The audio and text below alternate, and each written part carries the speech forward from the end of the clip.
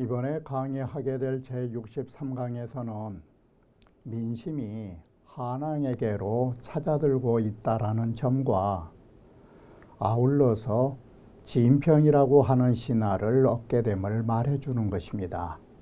바로 여기에 민심이 쏠리고 진평이 한왕을 찾아왔다라는 데는 어떤 의의를 갖는가 하면, 먼저 진평이라는 존재를 살펴보면 진평이라고 하는 사람은 한왕의 어려움을 풀어줬던 바로 기이한 계책을 6차례나 내어줌으로써 한왕을 구제해준 절대적 인재라는 점을 부각하는 것입니다. 바로 그러한 인재들이 한왕에게 찾아왔다라는 것, 그리고 민심이 쏠린다라는 것은 무엇을 의미하는가? 바로 황후와 대비되는 관계를 설정해 놓은 것입니다. 민심을 잃었던 황후, 모든 사람이 떠나가 버리는 황후, 그러므로 해서 결론은 뭐냐? 천명마저 떠나간다라는 것입니다. 이러한 측면에서 보면 민심이 돌아오고 많은 인재들이 찾아온다라는 것은 한왕에게로 천명이 함께하고 있다라는 점을 적시해 주는 부분이라 말하는 것입니다. 바로 천명이 한왕에게로 함께하고 천하를 소유할 수밖에 없게 되는 그러한 연유들을 밝혀주는 것들이 민심귀의와 또한 인재의 영입이라고 하는 측면에서 천명과 결부지어 살펴보지 않을 수가 없는 것입니다. 그러면 먼저 천명이 바로 민심과 함께 한왕에게로 함께 했다라는 부분은 왕릉의 모친에게서부터 찾아볼 수 있는 것입니다. 왕릉의 모친이라 하는 사람은 하나의 아녀자이지만 바로 그의 마음이 한왕에게 쏠렸다라는 것은 그만큼이나 민심이 한왕에게 귀속되고 있음을 말해주는 것입니다. 그러면 원문을 보면서 말씀드리기로 하겠습니다. 자, 왕릉의 어머니가 죽음으로써 한왕에게 그쪽으로 돌아갈 것을 부탁하는 것이, 왕릉의 어머니가 자신의 죽음으로써 자기 아들을 한나라로 속해야 한다라는 것을 말해주는 것입니다. 바로 이것이 민심의 귀의를 말해주는 것입니다. 자, 왕릉이라는 사람은 폐인이라 패땅 사람이라 선취당 수천이 나야 먼저 의병의 무리 수천 명을 모아가지고 남향 땅에 거하면서 의병 활동을 했는데, 여기에 이르러서 바로 이 황후하고 한패공이하고 싸움에 이르러서 처음으로 그 병사로서 한나라에 귀속하였더라라고 말한 것입니다. 그런데 이 과정에서 한왕이 취릉모하여 왕릉의 어머니를 잡아다가 취군중하고 군중에다가 데려다 놓고 능사지에 바로 왕릉의 사신이 이르러 왔을 때, 즉 동향좌릉모하여 동쪽으로 향하여 바로 왕릉의 어머니를 딱 앉혀놓고서 여기 초릉이러니, 바로 이렇게 왕릉의 사신이 왔을 때 왕릉의 어머니를 여기에 앉혀놓은 이유가 뭐냐? 욕자, 바로 이러한 의도에서 기획된 것입니다. 그것은 왕릉을 자기 수하로 부르려고 하는 것입니다. 자, 이렇게 해서 황후가 왕릉을 자기의 수하로 두려고 했을 때 왕릉의 어머니는 어떠느냐? 사적으로 몰래 사신을 사송시자 할세 사적으로 사신을 보낼 적에 울면서 말하기를, 온 위첩 어롱어대 온컨대 나를 위하여 내 아들 능에게 말을 이렇게 전해달라. 선사 한왕하라. 한왕을 잘 섬기도록 하라. 한왕은 장자니 한왕은 어른다운 사람이니 이 노초거로 이 늙은이 때문에 지이심하라 두 마음을 가지지 말도록 하라. 처번 이사로 송시자라고 나는 죽음으로써 당신 사신을 전송하겠다라 하고 마침내 그 아낙네가 스스로 칼을 세워놓고 자기 몸을 던진 것을 복검이라고 말하는 것입니다. 이렇게 해서 죽음을 자초했다라고 하는 말 속에는 무슨 의미가 있느냐. 이와 같이 민심이 한왕에게 귀속되고 있음을 단적으로 보여준 대표적 사례라고 보는 것입니다. 자, 민심은 이렇게 쏠려 있고 또 하나는 장량이가 도움으로써 황후의 칼날을 막아주는 역할을 하는 것입니다. 장량은 황후로 하여금 이에 서쪽으로, 이 서쪽이라는 것은 바로 한왕이 있는 그쪽으로 돌려갈 듯이 옵도록 만들어줬다라는 것입니다. 장량이 황후에게 보낸 서신에서 어떻게 썼느냐. 한왕이 실직하여 한왕이 실직이라는 이 문자는 뭔 말이냐면 거기에 가만히 왕노릇하지 않고 출정을 한 것이 실직인 것입니다. 이렇게 정보를 나서가지고 역득 관중하니 관중 땅을 얻고자 한다라고 여기에 국한 지은 것도 황후를 대상으로 한 것이 아니라 단 약속했던 관중 땅을 얻고자 해서 출정한 것이다. 여약이면 약속대로 먼저 관문을 격파하고 함양에 들어간 사람을 왕을 세우겠다라는 그 약속대로만 지켜준다면 즉 지하야 곧바로 그 병사는 멈춰가지고 감히 동쪽으로 더 이상 진격하지 않을 것이다. 그리고 또한 제나라 양나라가 황후를 배반하는 경문의 글로써 황후에게 보내면서 말하기를 제용여조로 제나라는 조나라로 더불어 함께 초나라를 멸망시키고자 한다라는 경문을 보내준 것입니다. 이러므로 해서 황후는 이 때문에 서쪽으로 가려는 뜻이 없고 이 말은 패공에게 칼날을 돌리려는 뜻이 없고 바로 북쪽으로 제나라를 공격함으로 해서 황후는 그때 힘을 키울 수 있었다라고 말하는 것입니다. 이것은 바로 장량이가 밖에서 이와 같은 외호, 밖에서 이와 같이 보호를 해줌으로 해서 환패공인은 점차 천하를 소유하게 되는 한 발 한 발 과정을 겪게 되는 것입니다. 자, 이 병신년에 들어서 황후가 자객을 시켜서 의제를 죽이는 것입니다. 황후의 밀사가 의제를 격살하다. 병신년, 이 서초 2년 환 2년이고 이 해에는 한나라가 망하고 두 개의 큰 나라와 작은 나라로 12국이 있는 형태를 가지고 있는 것입니다. 바로 이 황후와 환왕의 양대 세력이 있음과 동시에 이와 같이 이 12개국이라는 그런 소규모 국가들이 황후 아니면 패공에게 귀속되는 그런 양상을 보여주고 있었던 것입니다. 겨울 10월에 항왕이 밀사 국왕왕포 등으로 은밀히 국왕왕인 경포 등으로 하여금 의제를 공격해서 강중에서 죽이게 되는 것입니다. 이렇게 해서 바로 이 의제를 강중에서 격살한 이런 고사가 우리나라에 와서는 조의제문이라 해서 바로 이 의제를 조문하는 글을 썼던 김종직에 의하여 사화의 빌미가 되었던 고사가 바로 여기에서 이루어진 것입니다.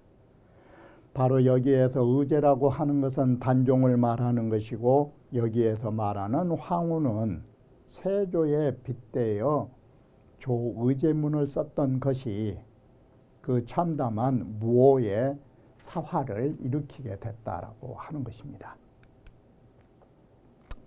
자, 그렇다면 황후가 의제를 죽이는 것이 어떤 의의를 갖느냐.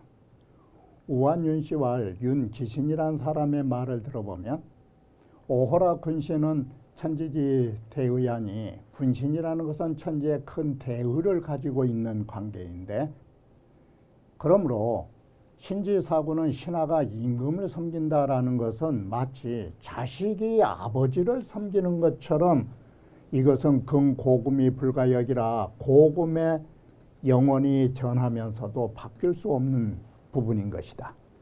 이게 대의다. 천지가 다하도록, 고금이 다하도록 변할 수 없는 대의가 군신과 부자간이다. 이름으로써 진항의 일을, 바로 제나라 제후를 죽였던 진항의 일을 공자는, 이 고려울 때 공자는 이미 고노라고 하는 것은 뭐냐면 벼슬을 이미 그만둔 몸이었지만 이 말입니다. 공자는 이미 벼슬을 그만둔 사람이지만 또한 목욕하고서 진항을 토벌하기를 노나라 임금에게 청항을 보십시오라는 것입니다. 그렇다면 자, 이것이 어찌 이것 때문이 아니겠느냐. 공자가 벼슬을 그만둔 처지에서도 목욕하고 진항의 토벌을 청한 이유가 뭐냐. 그것은 이 때문이 아니겠느냐. 뭐냐면 여기까지 오는데, 천지지 대변이라, 이것은 천재, 이건 대변이라고 본다. 신하가 임금 죽인 거, 이건 큰 병고다. 일리지 소불용고로, 이것은 인간의 도리상 도저히 용납할 수 없는 일이기 때문에 불인 여지 병리보 세리요. 차마 진항과 같은 사람으로 하여금 이 세상을, 병립이라는 말은 달리 말하면 병존으로 보시면 쉬운 뜻인 것입니다. 이런 세상, 이런 사람과는 한 세상을 함께 살 수 없다라는 기비, 그 이유 때문이 아니겠느냐. 바로 도저히 함께 살 수 없는, 이 세상에서 살 수 없는 그러한 존재라는 데에서 바로 공자가 벼슬을 그만뒀지만 진항 토벌을 청한 것 아니겠느냐라고 말한 것입니다. 이것이 바로 만세의 통의라 해서 공통적으로 내려온 대의라 말할 수 있는 것입니다. 자, 이런 측면에서 보면 항우는 어떤 사람으로 우리 평가할까?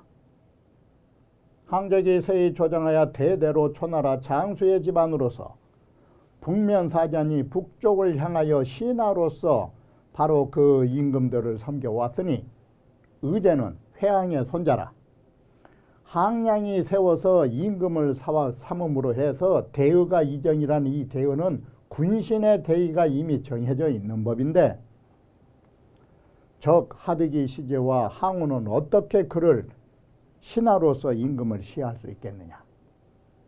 항적기 자 편비하여, 더더욱이 항적이 황우는 편비로부터 일어났다. 이 말은, 편비라는 것은 일종의 편장과 비장, 그 하찮은 장수로부터 일어나서 교살 경자관군하고 그 상관인 경자관군을 거짓말로 해서 죽인 적이 있고, 그리고 나서 천하를 재활하여, 천하를 재활했다라는 것은 바로 진나라를 멸망시키고 모든 장수들을 나눠주고 분봉해주는, 그러면서 솔선기사원을 자신의 사적인 율, 보편적인 율, 보편적으로 자신의 사심만을 따라서 천하 장수들을 봉하여 줬는데, 의제가 불능주적하고 이 의제로서는 이 황후를 토벌하지 못하고 항우가 도리어 이 의제를 죽였으니 그 악은, 황후의 잘못은 가승도지야, 가이루 말할 수 있을 정도냐고. 이런 면에서 보면 황후는 의제를 세워놓은 자체가 패착의 자충수로부터 출발함을 알 수 있었던 것입니다. 자, 그래 주자 강목을 살펴보면 이 일을 계시하여 서지왈 기록하기를 서초패왕 항적이 시 의제의 강중이라니 의제를 강조해서 시했다라고 하니 여기에서 나라를 칭하고라는 것은 서초패왕을 서초를 말해요. 그리고 벼슬을 칭했다 이 말은 패왕이란 걸 말하는 것이에요. 그리고 이름을 칭했다는 것은 항적을 말하는 것입니다. 이렇게 서초와 패왕과 항적이라는 이런 나라의 국호와 자기와 명의 이름을 부른 것은 일컬어 말한 것은 소위 저적 강포 대역지전이 바로 황후의 강포에 포악하고 대역 죄인임을 나타내고자 하기 위하여 이러한 글을 쓴 것이니 지시의 시무 소용어 천지지간이니 바로 이 의제를 죽임에 이르러서는 비로소 천지의 사이에 용납할 수 없는 대역죄인으로 몰아붙인 것입니다. 연후에 그래서 그 다음에 한왕은 이 한왕이라고 하는 것은 의병으로서 가히 이를 들춰 가지고 인계득이 주지라 사람들이 모두 그를 황후를 주륙하게 된 것이다. 밀격 강중이 은밀하게 강에서 그 공격에서 죽인 그 사실이 과연 천하를 속일 수 있느냐 이 말은 이런 사실을 숨긴다고 숨길 수 있다라고 생각했느냐 이 소리인 것입니다. 자, 그 해에 진녀는 바로 습격하여 격파하고서 다시 조왕을 맞이하게 된다라고 말합니다. 진녀가 상산 땅을 습격하여 격파하고서 바로 격파하니 같은 친구였던 진녀와 장인은 사이가 나눠지면서 장인은 패배하여 환왕에게로 달려오는 것입니다. 그리고 진녀는 조왕을 대의에서 맞이해 가지고 다시 조왕을 삼아서 왕에 오르게 되는 것입니다. 그러나 이러한 장이 진녀의 친구 사이에 이러한 분열들은 좋지 못한 관계로 뒤에서 볼 수 있는 것입니다. 자, 이런 일이 있었고 한왕이 이번에는 한왕이 장량이가 모신 한왕이 병사를 이끌고서 항상 한왕을 따르다 이 말은 한왕을 위하여 병사를 동원하는 것입니다. 한왕이 한 양왕의 손자인 신을 세워서 한왕으로 삼으니 항상 한나라의 병사를 거느리고서 한왕을 따라서 보필했더라라고 말합니다. 자, 이렇게 해서 민심이 다 한왕을 따른다라는 걸 부각시킨과 동시에 이번에는 진평이라고 하는 사람이 황후를 떠나서 칼을 짚고서 한나라로 돌아온다라는 것이 뭐냐? 이것이 바로 황후에게서 사람이 떠나고 한왕에게 찾아온다라는 일종의 천명이 지금 돌아오고 있다라는 것을 예시해 준 부분인 것입니다. 황후를 버리고 한왕에게로 귀의했다라는 것은 곧 뭘 의미하냐면 모든 사람들이 한왕을 찾아서 황후를 버린다라는 것을 의미하는 것입니다. 이와 같이 떠나가는 사람 그리고 돌아오는 사람이 어떤 의미를 갖게 되냐면 천하를 잃게 되는 것과 천하를 얻게 된다라는 이 의미가 주어진 것입니다. 이러한 의미 속에서 바로 통감절효를 자르는 사람 역시도 그러한 의중으로서 글을 쓰는 것입니다. 자, 그러면 한신이 한왕을 찾아오기 이전의 상태는 어떤 사람이었는가? 바로 이런 일이 있기 전에 양무인 진평이 갑인호 독서론이 해서 워낙 집안이 가난한데 독서하기를 좋아했던 것입니다. 그리고 리중사에 마을의 사예라고 해서 이 사라고 하는 것이 뭔 말이냐면, 자, 주나라의 정법에 보면 백가 이상에는 그 사를 세운다라고 말한 것입니다. 이렇게 해서 백가 단위로 일종의 두례를 만들어 놓은 것입니다. 그런데 진한 이래로부터 수비 대부나 비록 대부 집안이 아니라 할지라도 백성들 25가 이상만 모이면 동네 제사 지내듯이 하나의 사라고 하는 제사를 지낼 수 있는 일종의 제단의 두례를 만드는 것입니다. 그래서 오늘날에는 이 민간이기 때문에 여기에다가 마을리자를 쓰는 것입니다. 국가의 사직이 아니고 작은 마을에 요즘 우리나라로 말하면 동네 제사 지내는 것처럼 그런 것을 말하는 것입니다. 자, 리중의 사이에서 평이 위지하여 바로 이 음식을 맡은 제가 되어 가지고 분, 육식, 심균위원을 그 살코기와 음식 분배해 주기를 매우 균등하게 동네 사람들에게 나눠주자 분호들이 그 동네 사람들이 말하기를 선타. 참 잘한다. 진유자지 위제여 진유자가 이 음식의 요리를 맡으며 평활 차오라 슬프다.